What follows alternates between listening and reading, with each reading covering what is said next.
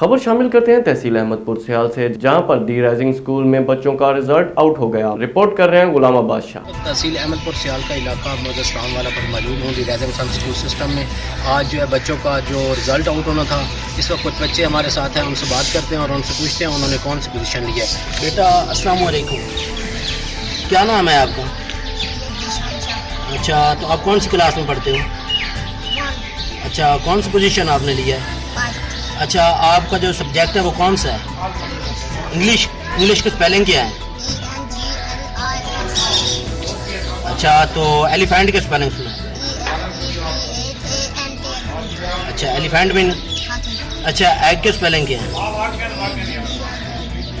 چلو ماشاء اللہ۔ اچھا، آپ بچوں کی گفتگو سنی اور اس وقت ہمارے ساتھ اساتذہ موجود ہیں، ان سے بات کرتے ہیں، ان سے پوچھتے ہیں کہ بچوں کے حوالے سے جو ہے کیا کہنا چاہیں گے۔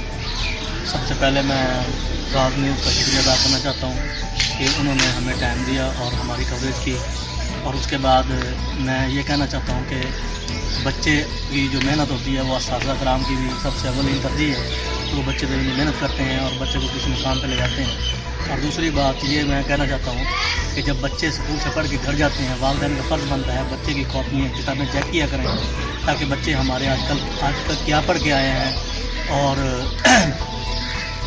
اسکول میں کیا پڑھا ہے، کیا لکھا ہے، والدین کا فرض بنتا ہے یہ سب چیزیں چیک کرنا۔ آپ لوگوں نے جو ہے گفتگو سنی، جو اساتذہ تھے ان کی بھی اور بچوں کی بھی۔ کیمرہ مین ٹیم کے ساتھ سید غلام عباس شاہ، راز نیوز، احمد پور سے۔